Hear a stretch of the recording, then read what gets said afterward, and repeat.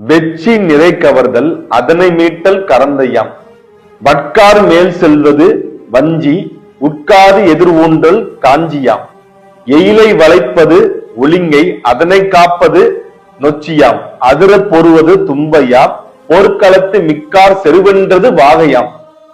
இது பாத்தீங்கன்னா நம்மளுடைய தமிழர்களுடைய வீரத்தை சொல்லுகின்ற இந்த திணைகள் இருக்குது. அந்த திணையில பாத்தீங்கன்னா வெச்சி திணை, கரந்தை திணை, வஞ்சி திணை, காஞ்சி திணை, ஒலிங்கை திணை, நொச்சி திணை, அதே மாதிரி பாத்தீங்கன்னா தும்பை திணை, வாகை திணை, இப்படி ஒவ்வொரு திணைகளாக நம்மளுடைய வீரத்தையும் நம்மளுடைய மன்னர்களான சேரர், சோழர், பாண்டியர், பல்லவ மன்னர்களுடைய அந்த போர் மரபு, அவங்க போர் எப்படி பண்ணுவாங்க, அந்த போருக்கு உண்டான கள ஒழுக்கம் என்ன அப்படின்னு சொல்லி இத்தனை பிரிவுகளை பிரிச்சு வச்சிருக்காங்க. இதுல நம்மளுடைய தமிழர்களுடைய முதல் போர் முறை அப்படின்னு சொல்லி ஆதி காலத்துல ஏறத்தாழ பாத்தீங்கன்னா ஒரு 5000-7000 வருடத்திற்கு முன்பாகவே நம்ம எந்த மாதிரி போர் முறையை முதலாக ஆரம்பித்தோம். அந்த போர் முறை எப்படி பாத்தீங்கன்னா வெற்றியில ஆரம்பிச்சு எப்படி வாகையில முடிஞ்சிச்சுன்றத நம்ம பார்க்கலாம். அதுல குறிப்பா நம்மளுடைய அந்த ஆதி காலத்து போரான வெச்சி போரும் கரந்தை போரும் ரொம்ப ரொம்ப பிற்காலம், அதாவது கிபி 17-18ஆம் நூற்றாண்டு வரை இது தொடர்ந்து நம்மளுடைய தமிழ் மன்னர்கள் பண்ணிக்கிட்டு இருந்திருக்காங்க. அதுல என்னென்ன இருந்திருக்கு, அதுல கள ஒழுக்கம் என்ன, அதுல யாரு ஈடுபட்டாங்க அப்படின்றத நம்ம இன்னைக்கு பார்க்க போறோம். அதுல முதல் திணையாக இருக்கக்கூடிய இந்த வெச்சி திணையை பத்தி நாம இன்னைக்கு பார்ப்போம். நான் உங்கள் ஏழுகோட்டை நாட்டை சேர்ந்த சோழபாண்டியன். மண்டு நெறியின் மறந்தடி திட்டார் கொண்ட கொடுஞ்சிலையின் கோனேரி கண்ட அடையார் முனையற வயிறு வேர்காலை விடையாயங் கொன்றான் வேந்து அப்படின்னு இந்த வெச்சி திணையை பத்தி பாடுறாங்க புலவர்கள். இதுல என்ன சொல்ல வர்றாங்கன்னா, எரியும் தீயில் மரத்தை வெட்டி போட்டது போல் சென்று வேலேந்திய காலை பகையரசர் போர்முனை அலரும்படி ஆநிறைகளை காலையுடன் கொணர்க அப்படின்னு சொல்லி வேந்தன் ஆணையிடுறாப்புல. அதாவது நம்மளுடைய முன்னோர்களாகிய பாண்டிய மன்னரும், சோழ மன்னரும், சேர மன்னரும், இவங்க பல்லவ மன்னர்கள் அனைவருமே இந்த முதல் போராக எடுத்து வைத்தது என்னவென்றால் ஆநிறை கவர்தல். இந்த ஆநிறை கவர்தல்ன்றது என்னன்னா, எதிரி நாடு, அதாவது திருவள்ளூர்ல இருந்து அனைத்து புலவர்களும் சரி, அனைத்து சங்கம் இலக்கியமும் சரி, ஒரு நாட்டுடைய செல்வம் என்பதை எதா குறிச்சுக்காங்கன்னா மாடை தான் செல்வம் என்று குறிச்சிருக்காங்க. திருவள்ளுவர் பாத்தீங்கன்னா மாடு என்பதற்கு செல்வம் என்றே பாத்தீங்கன்னா பொருள் கொடுத்திருக்காங்க. ஆக ஒரு நாட்டின் மீது போர் தொடுப்பதற்கு முதலாக நம்முடைய வேந்தர்கள் எடுத்த மிகப்பெரிய போர் யுக்தி என்னவென்றால் இந்த ஆநிறைகளை கவர்ந்து வருதல். பகைவர் நாட்டுக்கு சென்று அங்கு இருக்கின்ற வீரர்களை பாத்தீங்கன்னா வென்று அங்கு இருக்கிற பாத்தீங்கன்னா ஆநிறைகளை அந்த பசுக்களை கவர்ந்து அந்த செல்வங்கள் அனைத்தையும் பாத்தீங்கன்னா அங்கிருந்து கவர்ந்து தன்னுடைய நாட்டுக்கு கொண்டு வருகின்ற இந்த போருக்கு பேர் தான் வெச்சி திணை, வெச்சி போர்னு சொல்லுவாங்க. ஏன் இந்த வெச்சி திணைன்னு சொல்றாங்கன்னா, வெச்சி பூன்னு ஒரு பூ ஒன்று இருக்கு. அந்த பூவை சூடி இங்க இருக்க வீரர்கள் பாத்தீங்கன்னா இந்த போர்க்களத்துக்கு போய் சமர் செய்து விட்டு வருவாங்க. அப்படி அவங்க ஆணைகளை கவர்ந்து வர்றப்ப அந்த எதிர்நாட்டு வீரர்கள் பின்தொடர்ந்து சண்டையிடுவாங்க. அவங்களையும் எதிர்த்து பாத்தீங்கன்னா இவங்க போர் செஞ்சாதான் அதை சரி பண்ண முடியும். போர் செஞ்சு வென்று கொண்டு வரணும். இப்படி நம்மளுடைய மூவேந்தர்களும் சரி, பல்லவ மன்னர்களும் சரி, இந்த போர் முறையானது ஒரு கள ஒழுக்கத்தோட பண்ணப்பட்டது. என்ன கள ஒழுக்கம்னா இதுல நிறைய துறைகள் இருக்கு. அதுல என்னென்ன துறைகள்னா வெச்சி, வெச்சி அரவம், விருச்சி, செலவு, வேய், புறத்திரை, ஊர்கொலை, ஆக்கோல், பூசல் மாற்றே, சுரத்து உய்தல், தலை தோற்றம், தந்து நிறை, பாதீடு, உண்டாண்டு, கொடை, புலனறி சிறப்பு, பிள்ளை வழக்கு, துடிநிலை, கொற்றவை நிலை, வெறியாட்டு என வெச்சித்திணையில பாத்தீங்கன்னா 20 துறைகள் இருக்கு. அதாவது போர்க்களத்துக்கு போறதுக்கு முன்னாடி அது பாத்தீங்கன்னா விருச்சம் கேட்பாங்க. அதாவது போர்க்களத்துக்கு போறதுக்கு முன்னாடி இந்த இது சக்சஸ் ஆகுமா அப்படின்னு சொல்லி கொற்றவை, இந்த நம்மளுடைய மூவேந்தர்களுடைய தமிழ் மன்னர்களுடைய தெய்வம் குலதெய்வம் என்ன இருக்குன்னா கொற்றவை தான் இவங்களுக்கு குலதெய்வம். ஏன்னா இந்த கொற்றவை தான் போர்க்களத்தில் வெற்றியை கொடுக்கக்கூடிய ஒரு தெய்வமா கருதிருக்காங்க. அதனால இது எல்லாருமே பாத்தீங்கன்னா கொற்றவைக்கு மான் முதல் மனிதர் வரை பாத்தீங்கன்னா பலியிட்டு அந்த கொற்றவையை வந்து பாத்தீங்கன்னா மனசை குளிர வைத்த பின்புதான் இந்த போர் முறைக்கே செல்வாங்க. ஆக போறதுக்கு முன்னாடி பாத்தீங்கன்னா எதிரி நாட்டுல ஒற்றறிஞ்சு வருவாங்க. அதாவது எதிரி நாட்டு வீரர்கள் அங்க இருக்கிற ஒரு வெற்றி வீரர் இந்த நாட்டுல பாத்தீங்கன்னா ஒரு ஒற்றர் அந்த இன்டெலிஜென்ட் பார்ப்பாங்க டியூட்டிய. அதே மாதிரி இவங்க பாத்தீங்கன்னா அந்த நாட்டுக்கு போய் ஒரு இன்டெலிஜென்ட் டியூட்டி பார்த்துட்டு அந்த ஒற்றர்களை பாத்தீங்கன்னா பகைவரின் ஒற்றரை பாத்தீங்கன்னா பகையறிந்து இங்க இருக்கிற இந்த துறையை சேர்ந்தவங்கள்ட்ட கொடுப்பாங்க. அதன் பின்பு பாத்தீங்கன்னா கொற்றவையை வணங்கி ஊர்ல இருக்கிற ஒரு வயதான பெண்மணி அவங்க அனுபவஸ்தாலி அவங்கள்ட்ட உட்கார்ந்து இந்த வெற்றி வீரர்கள் பாத்தீங்கன்னா குறி கேட்பாங்க, நாங்க போகலாமா, இது சக்சஸ் ஆகுமா அப்படின்னு சொல்லி குறி கேட்பாங்க. குறி கேட்டதுக்கு பின்பாகத்தான் அந்த போர்க்களத்துக்கு இவங்க செல்வாங்க. போர்க்களத்துக்கு பாத்தீங்கன்னா செல்லும் பொழுது அங்க நிறைய பாத்தீங்கன்னா ரூல்ஸ் அண்ட் ரெகுலேஷன் பாத்தீங்கன்னா நம்ம தமிழ் மன்னர்கள் கடைபிடிச்சிருக்காங்க. என்னன்னா அந்தணர்களை தாக்கக்கூடாது.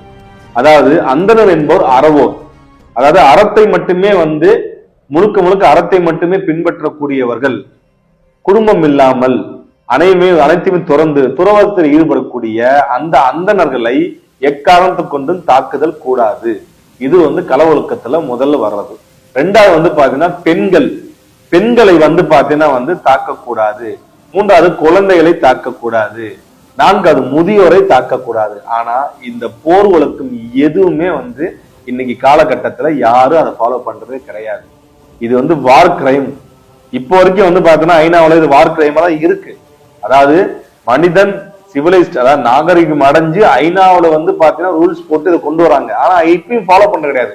ஆனா தமிழர்கள் ஏறத்தாழ 5000 வருடங்களுக்கு முன்பாகவே ஒரு கள ஒழுக்கத்தை கிரியேட் பண்ணி சண்டைக்கு போனாலும் இதெல்லாம் நீ ஃபாலோ பண்ணணும் அப்படின்னு சொல்லி அன்னைக்கே பாத்தீங்கன்னா வார் ரூல்ஸ் அண்ட் ரெகுலேஷன் பாத்தீங்கன்னா கிரியேட் பண்ணியிருக்காங்க.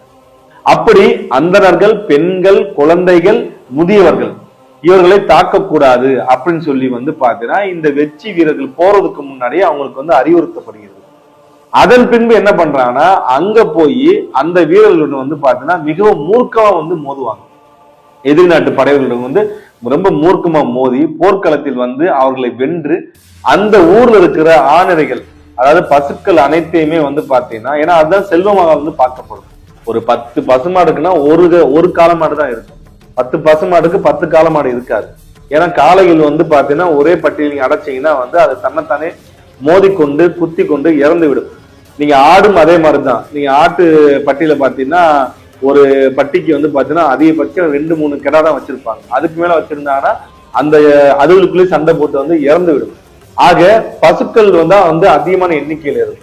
அந்த பசுக்களை என்ன பண்ணுவாங்கன்னா இவங்க அங்க இருக்கிற பாத்தீங்கன்னா வெற்றி வீரர்களை பாத்தீங்கன்னா ஃபைட் பண்ணி அந்த பசுக்களை அங்க இருந்து கவர்ந்துருவாங்க. கவர்ந்து வர்றப்ப பாத்தீங்கன்னா எதிர்த்தாக்குதல், அதாவது இவங்க பின்தொடர்ந்து அந்த போற சும்மா இருப்பானா? ஒரு நாட்டுல போயிட்டு அங்க இருக்கிற செல்வத்தை பூராத்தையும் அடிச்சு வந்தாங்கன்னா அவங்க சும்மா இருப்பாங்களா? அவங்க என்ன பண்ணுவாங்க, விரட்டி தாக்குதல் நடத்துவாங்க. இந்த நாடோட எல்லை வரைக்கும் விரட்டி வருவாங்க. அப்படி பாத்தீங்கன்னா பின்தொடர்ந்து வருகின்ற அந்த வீரர்களை எதிர்த்து திருப்பி அவங்க ஃபைட் பண்ணுவாங்க. ஃபைட் பண்ணி முடிச்சதுக்கு அப்புறம் பாத்தீங்கன்னா நேரா ஊருக்கு வந்துருவாங்க. ஊருக்கு வர்றப்ப அங்க ஒரு துறை இருக்கு. என்ன துறைன்னா இவங்க ஜெயிச்சு அந்த பசுக்களை கவர்ந்து வர்றத அவங்களை வரவேற்கிறதுக்கு இந்த நாட்டை சேர்ந்த, ஃபார் எக்ஸாம்பிள் அது பாண்டிய நாடா இருந்துச்சுன்னா, இது சோழ நாடு இருந்துச்சுன்னா, சோழ நாட்டு மக்கள் அனைவருமே பாத்தீங்கன்னா ஊர் எல்லை பகுதியில அந்த வீரர்களை பாத்தீங்கன்னா ஆராதிச்சு அவங்கள பாத்தீங்கன்னா ரொம்ப அன்பா வரவேற்று ஊருக்கு கூட்டு போவாங்க. கூட்டு போன பின்பு அந்த பசுக்களை அவங்க ஃபைட் பண்ணாங்க பாத்தீங்களா, அந்த வெற்றி வீரர்கள் அதுல குறிப்பிட்ட ஒரு பகுதியை தங்களுக்குள்ள பகிர்ந்துக்குவாங்க. அதே மாதிரி பெருவாரியான பசுக்களை அந்த நாள்ல ஒரு பங்கு இவங்க பகிர்ந்துக்கிட்டு மீதி பங்கு என்ன பண்ணுவாங்கன்னா அங்க இருக்கிற ஏழை எளிய மக்கள் இருப்பாங்கல்ல, இப்ப சோழ நாட்டுல ஏழை எளிய மக்கள் இருப்பாங்கல்ல, அந்த ஏழை எளிய மக்களுக்கு இந்த பசுக்களை பாத்தீங்கன்னா பிரிச்சு கொடுத்துருவாங்க. அப்பயே பாருங்க, நம்ம ராபின்ஹுட்டை பேசிக்கிட்டு இருக்கோம். ஆனா ராபின்ஹுட்டுக்கு எல்லாம் முன்னோடி யாருன்னா தமிழர்கள் தான். அந்த காலத்திலே பாருங்க அவ்வளவு கஷ்டப்பட்டு தங்களோட பாத்தீங்கன்னா ஒரு வேந்தன் விட்ட ஆணையை நிறைவேற்றி தங்களுடைய உயிரை பணம் வச்சு ஆப்போசிட்ல இருக்க பார்ட்டிட்டு போய் ஃபைட் பண்ணி ரொம்ப கஷ்டப்பட்டு மீட்டு வர அந்த செல்வத்தை அனைத்தையுமே வேந்தன்ட்ட பாத்தீங்கன்னா ஒப்படைக்காம தங்களும் முழுசாவே பாத்தீங்கன்னா எடுத்துக்கணும். ஏன்னா வேந்தனுடைய இது என்னது, ஜெயிக்கணும், எதிரி நாட்டை ஜெயிக்கணும், பாண்டியர்களை ஜெயிக்கணும், சோழர்களை ஜெயிக்கணும். சேரர்களை ஜெயிக்கணும், பல்லவர்களை ஜெயிக்கணும். இதுதான் அவங்களுடைய வந்து லட்சிய போக்கா இருக்கும். அந்த கொள்ளையடிக்கிறது, அந்த மக்களோட செல்வத்தை வந்து இது பண்றதெல்லாம் வந்து ரொம்ப ரொம்ப பிற்காலத்துல நடந்ததுதான். ஆக இத வந்து என்ன பண்றாங்க, இந்த வெற்றி வீரர்கள் என்ன பண்றாங்கன்னா, அதை வந்து எடுத்து தங்களுக்கு ஒரு பகுதியை பிரிச்சு கொண்டும் மீதி உள்ளதை வந்து பாத்தீங்கன்னா ஏழை எளிய மக்களுக்கு வந்து கொடுத்துடுறாங்க. கொடுத்த பின்பு இந்த ஓட்டிட்டு வர்றப்ப பசுக்களுக்கு எந்த தீங்கு நிகழக்கூடாது.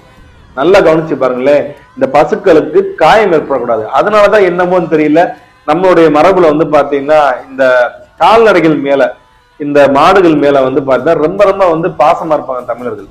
அது காரணம்னா இது வந்து டிஎன்ஏல அந்த காலத்துல இருந்தே வந்து பாத்தீங்கன்னா இது நமக்கு வந்து பாத்தீங்கன்னா கற்பிக்கப்பட்டிருக்கு.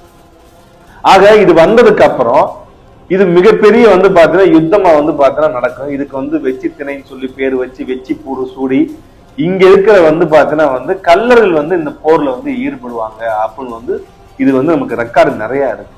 நம்ம வந்து இந்த இலக்கியம் அப்படின்னு ஒரு பக்கம் இருந்தாலும் இலக்கியத்தை வந்து பாத்தீங்கன்னா முழுமையான வந்து ஒரு பாதி வந்து பாத்தீங்கன்னா ஏற்றுக்கொள்வாங்க. வெளிநாட்டு ஆய்வாளர்கள் வந்து பாத்தீங்கன்னா லிட்ரேச்சர் மட்டுமே ஏத்துக்க மாட்டாங்க, அதுக்குண்டான சயின்டிபிக் எவிடன்ஸ் வந்து கேட்பாங்க. ஃபார் எக்ஸாம்பிள் வந்து பாத்தீங்கன்னா அதுக்கேற்ற மாதிரி இன்ஸ்கிரிப்ஷன் கேட்பாங்க, கல்வெட்டு இருக்கா. ஏன்னா இன்ஸ்கிரிப்ஷன்றது வந்து பாத்தீங்கன்னா நம்ம ஈஸியா வந்து கண்டுபிடிச்சிடலாம், அது எந்த காலத்தை சேர்ந்தது, எந்த நூற்றாண்டு அப்படின்றத நம்ம கண்டுபிடிச்சிடலாம். அப்ப என்ன ஆகுதுன்னா தமிழகத்துல வந்து அதிகமாக கிடைக்கக்கூடிய நடுகற்களும், இந்த நடுகற்கள்னா வந்து இதுல இறந்து போவாங்க நிறைய பேர். அதாவது நடுகல் வழிபாடுன்றது வந்து தமிழர்களுக்கு வந்து பாத்தீங்கன்னா ரொம்ப ரொம்ப பழமையான ஒரு வழிபாடு. இதை வந்து கல் வழிபாடுன்னு சொல்லி வந்து தொல்காப்பியரும் குறிச்சிருப்பாப்புல. இந்த போர்ல ஈடுபடுற வந்து அந்த கல்லர்கள் வந்து பாத்தீங்கன்னா இறந்து போவாங்க, போர்ல வந்து பாத்தீங்கன்னா வந்து பட்டு இறந்து போவாங்க. அவங்களுக்கு வந்து பாத்தீங்கன்னா நடுகற்கள் வந்து எழுப்பப்படும். அந்த நடுகற்கள் எல்லாமே வந்து பாத்தீங்கன்னா தமிழகத்துல அதிகமா கிடைக்குது. ஆணரை கவர்ந்ததுக்கு உண்டான கல்வெட்டுகள் தான் வந்து அதிகமா கிடைக்கப்படுது. அதுல வந்து பாத்தீங்கன்னா வந்து விண்டபாடி கல்லர் அப்படின்னு சொல்லி வந்து அந்த கல்லர் குழுக்களாகவும் ஒரு தனிப்பட்ட இண்டிவிஜுவல் கல்லருக்கும் நிறைய வந்து பாத்தீங்கன்னா இந்த நடுகற்கள் வந்து எழுப்பப்பட்டிருக்கு. இவர்களால இறந்த வீரர்கள் இருப்பாங்களே, எதிர்நாட்டு வீரர்கள், அவர்களுக்கு வந்து பாத்தீங்கன்னா வந்து நிறைய கல்வெட்டுகள் வந்து பாத்தீங்கன்னா எழுப்பப்பட்டிருக்கு. சோ இதுல இன்னொரு ஒரு பெரிய விஷயம் என்னன்னா வந்து இந்த மாதிரி இவங்க வந்து அந்த எதிர் நாட்டுல போயிட்டு வந்து அவங்க வந்து களவு செய்தனாலதான் வந்து இவங்க கல்லர்கள்ன்ற பேர் வந்து வந்துச்சு அப்படின்னு சொல்லி பிற்காலத்துல வந்து பாத்தீங்கன்னா நிறைய விஷயத்த வந்து பாத்தீங்கன்னா அந்த மாதிரி எழுத ஆரம்பிச்சாங்க. ஆனா இந்த வெற்றில ஈடுபட்ட கல்லர்கள் வந்து பாத்தீங்கன்னா கரந்தையிலேயே வந்து பாத்தீங்கன்னா ஈடுபட்டு இருப்பாங்க.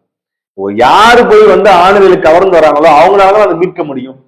ஆணுரை கவர்கள் தெரிஞ்சாதானே வந்து அதை மீட்க முடியும். அப்படின்னு இருக்கப்ப அந்த கரங்களில் ஈடுபட்டவங்களும் வந்து பாத்தீங்கன்னா வந்து கல்லர்களா இருந்ததுக்கு உண்டான கல்வெட்டுகள் வந்து நமக்கு கிடைக்கப்பெறுது. ஆக இந்த பேச்சு வழக்கு இதுதான் வரலாறு அப்படின்றத தாண்டி நம்ம சயின்டிபிக் எவிடன்ஸா இன்ஸ்கிரிப்ஷன்ல என்ன சொல்லுது, இன்ஸ்கிரிப்ஷன் நம்மளுக்கு என்ன சொல்ல வருது, இந்த வரலாறு நம்மளுக்கு என்ன சொல்ல வருது, இந்த கல்வெட்டுகள்லாம் வந்து எங்க இருக்கு, எந்த நூற்றாண்டு, சோழர்கள் நூற்றாண்டா இல்ல பல்லவர் காலத்துக்குரியதா இல்ல பாண்டியர் காலத்துக்குரியதா, இந்த கல்வெட்டுகள்லாம் வந்து யார் வெளியிட்டா, அரசாங்கம் வெளியிட்டதா அப்படின்னு சொல்லி அனைத்து விளக்கங்களையும் அனைத்தையுமே வந்து பாத்தீங்கன்னா நம்ம அடுத்த பாகத்துல பார்க்கலாம்.